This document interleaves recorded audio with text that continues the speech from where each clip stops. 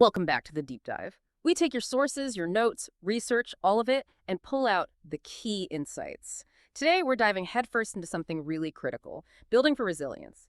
For a long time, we've kind of relied on building codes that were just about minimum safety, designed for a world that, well, maybe doesn't quite exist anymore in the same way. With increasing climate uncertainty, just building to code, it's not cutting it. Reality's moving faster. Okay, let's unpack this. Our mission today is to explore how we create structures, whole communities even, that don't just, survive things like hurricanes, floods, wildfires, but actually recover and keep functioning. Think of this as your shortcut to getting up to speed on how our built world is having to adapt. That's exactly it. When we talk about resilience here, we mean the ability of a building Right. and the community around it Yeah. to withstand these big disruptions and then, crucially, to bounce back effectively. And this is, like you said, way beyond just life safety, making sure we get out. The whole conversation now has shifted. It's about maintaining function, operational capacity, and ensuring a rapid recovery after something happens. So for you listening, whether you're, prepping for a meeting, catching up on this field, or just curious, grasping this shift is, well, it's becoming pretty essential for understanding where building is heading. That's a really important distinction, isn't it? Surviving versus actually recovering. It feels like we're not just dealing with occasional big storms now. It's more like a new baseline of instability. So let's lay the groundwork. What's fundamentally changed? Why are the old ways not enough? We're definitely in this age of increasing climate uncertainty. Hmm. Building codes historically were based on past climate data, right? What we thought were typical risks, it seemed predictable, something we could, plan around. Precisely. And that raises the big question. What happens when that historical baseline, the foundation for all your rules, starts shifting under your feet? The traditional model codes from groups like ICBO, BOCA, SPCCI, now mostly under the ICC, Mhm. they were good for their time, absolutely. They standardized things, set a baseline. But, they just couldn't account for this rapid environmental change we're seeing. The need now is to design for the future climate, not just the past one. And that future looks a lot more volatile. Think about the kind of data used before, like monthly temperatures, dew point, average rainfall, heating degree days. These were treated as pretty stable numbers. So if you were building in a hot, dry climate, you plan for, say, 6.6 inches of rain a year, predictable temperatures. Your design solutions were built for that specific stable reality. But those numbers aren't stable anymore. Not at all. We're seeing shifts, more intense heat, crazy rainfall events that just make those old assumptions obsolete. The climatic ground is moving, like you said. So it's not just planning for a slightly bigger flood, it's realizing the whole context is different, less predictable. Like training for a race on a flat track, and suddenly it's a mountain trail that keeps changing. Which brings us back to resilience. It's not just the building standing, is it still functional? Can it do its job? Absolutely. And that phrase, maintaining function and ensuring rapid recovery, it means different things in different contexts. Maintaining function, for a house, for example, that could mean basic habitability. We sometimes call it passive survivability. Can the house keep you reasonably safe, thermally stable, healthy, even if the power's out for days? Right, like can you actually stay there? Exactly. Think about the peace of mind that gives you during a long blackout. Right. But for critical infrastructure hospitals, emergency centers, data hubs, maintaining function means full operational capacity. No interruptions allowed. The stakes are much higher there. Absolutely. And rapid recovery. That's about minimizing downtime everywhere, reducing those huge economic losses that ripple through a community after a disaster, and easing the social disruption, the stress of people being displaced or without services. This isn't wishful thinking, hoping disasters won't hit. It's accepting they probably will more often. And so demanding a new way to design and build that deals not just with the initial hit, but the long aftermath too. So, anticipating the worst, designing for the best possible outcome in those circumstances, sounds like a fundamental rethink. Okay, let's get specific then. What are some of these best practices? If you're building in a high-risk area today, how do you actually translate this proactive idea into, actual construction? Where do people start? Well, it's interesting. A lot of it isn't brand new science. It's often about applying what we know more rigorously, more holistically, and combining that with some newer methods and materials, of course. Take flooding. A really critical strategy, especially in floodplains, is simply elevating the structure. Seems obvious, but I guess the devil's in the details. It is. How high? How do you build the foundation? While the sources don't detail every single method, the need to protect foundations is clear. Even basic things like protecting foundation blocks, whether standard CMUs or newer things like peat flakes from ground moisture, that's a baseline. It points towards getting the whole living space well above potential floodwaters. And beyond just lifting it up, the building enclosure, the skin of the building, needs real integrity against moisture. This isn't just about stopping a leak during the flood. It's about long-term damage, mold, rot. The slow, insidious stuff. Exactly. So we're talking continuous flashing, proper weep holes so water can drain out of wall cavities, the right vapor barriers, insulating the edge of the concrete slab, and really understanding the dew point. Where is condensation going to happen inside that wall? If you don't control that moisture meticulously, you're basically inviting problems that undermine the building's strength over time. That focus on hidden details is fascinating. It really is like building a ship. Okay, what about other forces? High winds, earthquakes. How do we keep buildings from getting pushed over? Yeah, for wind and earthquakes, the game is lateral stability, resisting those sideways forces. We use things like bents, special frames designed for both vertical and lateral loads, and horizontal diaphragms. Think of your floors and roof acting like big, stiff plates. They collect the sideways forces and transfer them to the strong vertical parts, like shear walls or braced frames. Like the internal dividers in a box, making it stronger. Exactly like that. Or cross-bracing. It stops the whole thing from racking or twisting. And a really key thing here is symmetrical bracing. If your resistance isn't balanced, the building can twist during an event, which is very destructive. Buildings with weird shapes or big openings often need more complex dynamic analysis to figure out how they'll actually behave. Material-wise, plain concrete isn't great on its own for anything complex. Even minimal steel reinforcing rebar helps a lot with temperature changes and shrinkage cracks.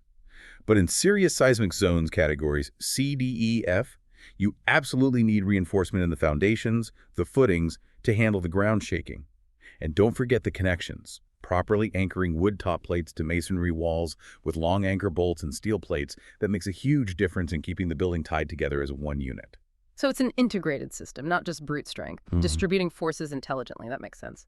Okay, let's shift to fire. With bigger wildfires, denser cities, how do we build for fire resistance, containment, and getting people out safely? Fire's another complex one.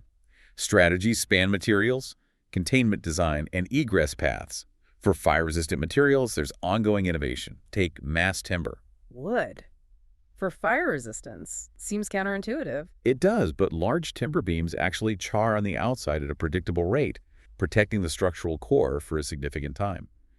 There are new methods now to calculate this fire resistance for certain types of mass timber construction, sometimes with extra protection layers. Then you have common stuff like gypsum board.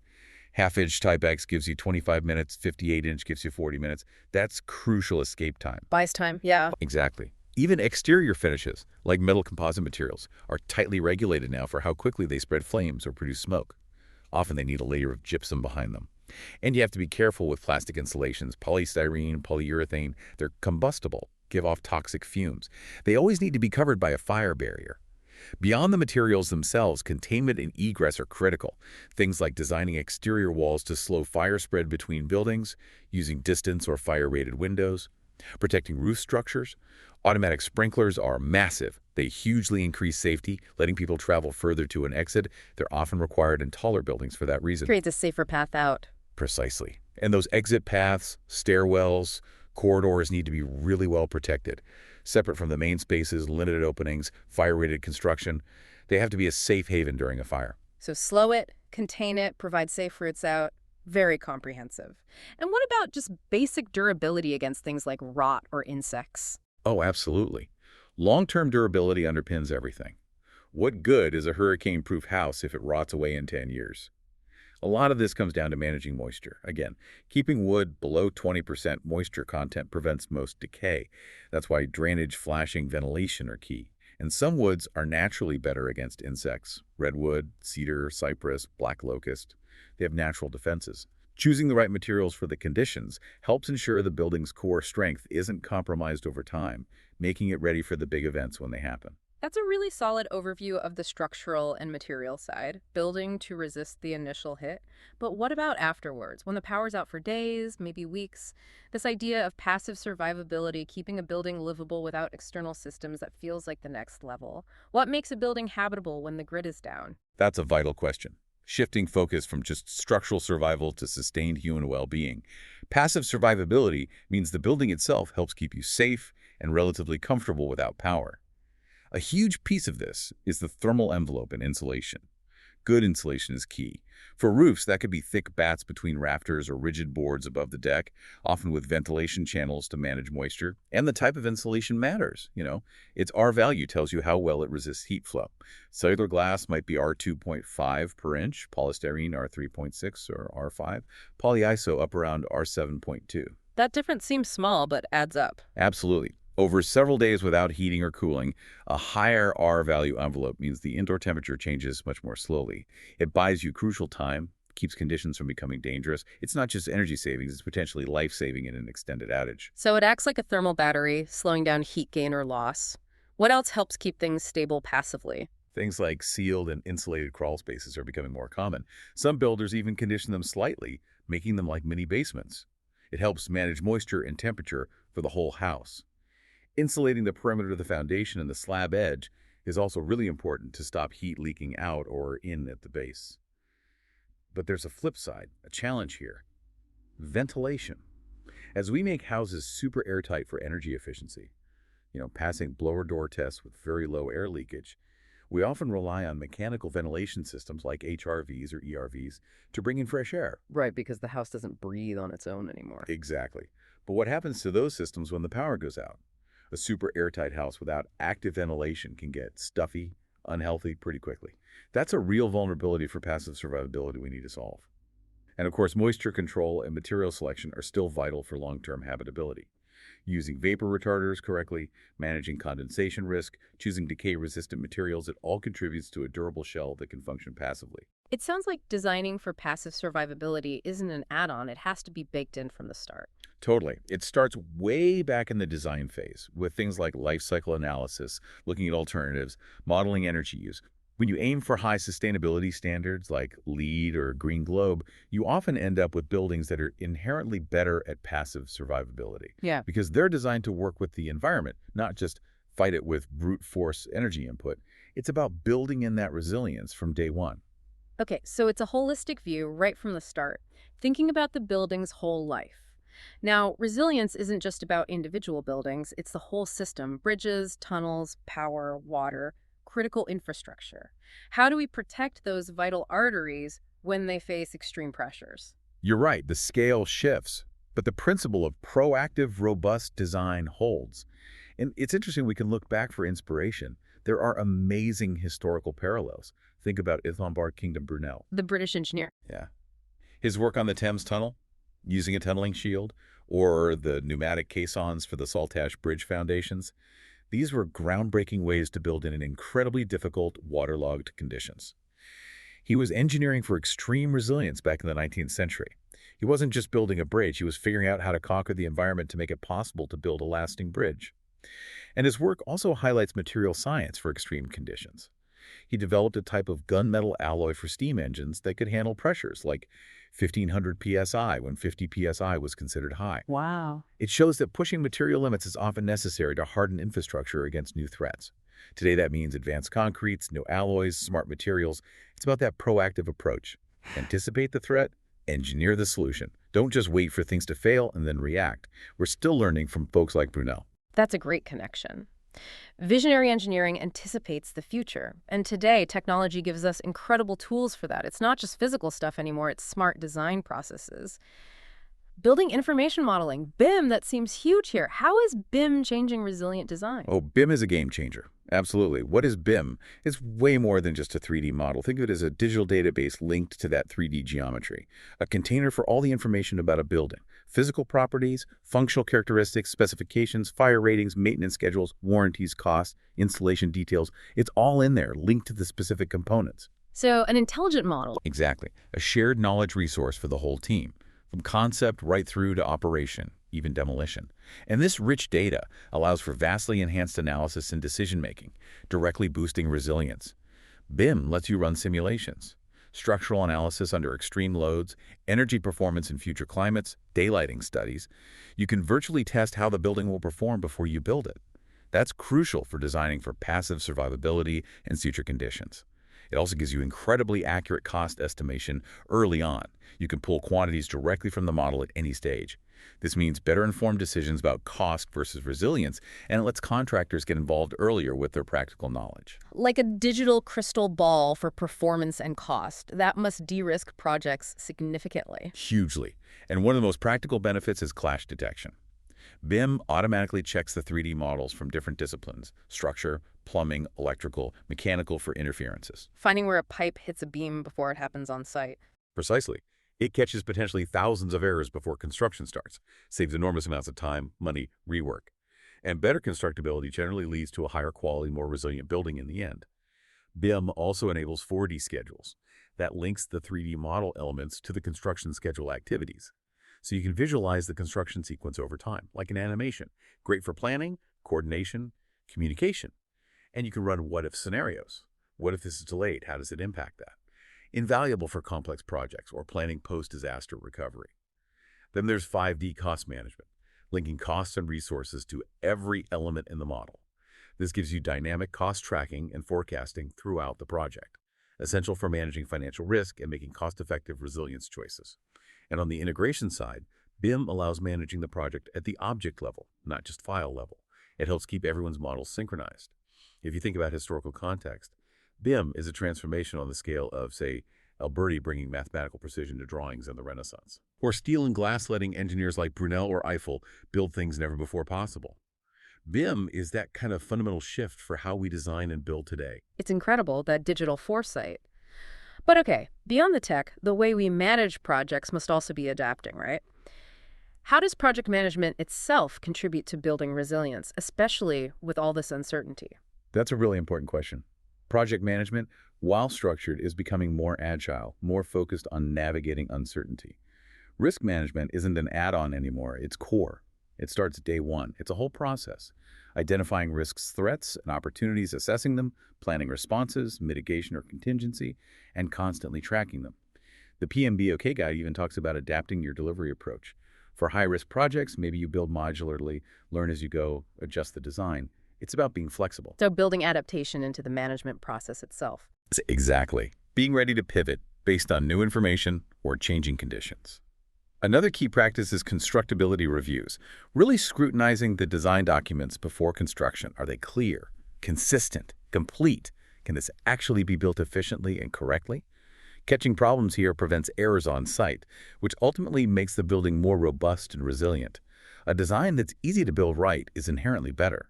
And finally, simple, effective communication and coordination. It sounds basic, but it's vital. The project manager acts as the hub, keeping designers, managers, contractors all connected and informed. Open communication, flagging potential issues before they blow up, that's critical for navigating complexity and achieving those resilience goals. It's a team effort, synchronized. This really ties everything together: design, tech, management, even history. But listening to all this, it feels like there's something deeper going on. Beyond the technical stuff, the finances, this feels like it's becoming an ethical issue, doesn't it? A fundamental responsibility. It absolutely is. That's maybe the most important takeaway. Building for resilience isn't just good practice. It's arguably an ethical imperative now. For everyone in construction, design, planning, it's about creating a built environment that's not just strong, but adaptable, enduring, safe for the long haul. This connects directly to sustainability. Think about closing material loops, reducing waste. Cement production alone has a huge carbon footprint, right? Like 5–7% globally. A resilient, durable building lasts longer. It needs fewer repairs, less replacement. That lowers its embodied carbon over its lifespan. So durability is sustainability in a way. In a very real way. Reusing existing buildings, choosing durable materials, it all contributes. And owners have a role here too, ethically. They need to value and ask for resilience right from the start in the project brief. Building things that last is an ethical act. That forces a longer view, doesn't it? Thinking beyond the next quarter or the next storm. Definitely. It pushes us towards long-term thinking and understanding societal impact. Like the book Thinking in Systems points out, you can't navigate a complex, interconnected world just by reacting to short-term events. You have to look for the deeper patterns, the underlying structures, question the boundaries you've drawn, challenge your basic assumptions about how things work. Think about that ecological rucksack idea. How much hidden resource use and waste goes into making something? Maybe 16 times the product's final weight. It forces you to consider the true life cycle cost of materials and the huge value in avoiding, reducing, reusing first. Ultimately, in this age of information overload and rapid change, Critical thinking is paramount. Knowledge isn't just having facts, it's understanding them, seeing the connections, applying them. It means constantly asking why. Why do we do it this way? Could it be better? Could it be more resilient? That's the mindset we need to build a future that can actually withstand the challenges coming our way. Wow. We've really covered a lot of ground, from rethinking basic codes because the climate's changing, to using advanced tech like BIM, all the way to seeing this as a fundamental ethical duty. It's so much more than just building stronger walls. It's building smarter, more adaptively, with a real eye on the future. I think what really comes through is that resilience is proactive. It's not just reacting. It's accepting that the world is changing, yes, but it's also a deep commitment. A commitment to creating places that don't just survive, but truly endure, supporting communities for the long term. It's the legacy we're building. So for you listening, what does this all mean? Maybe think about this. What are the real costs, the hidden costs of not building for resilience? Not just in dollars after a disaster, but in, human stress, community disruption, the health of the planet. And what role could you play in your work, your community, even your own home choices? How can you advocate for or implement these ideas? It's definitely something to think about as we navigate this very interesting future.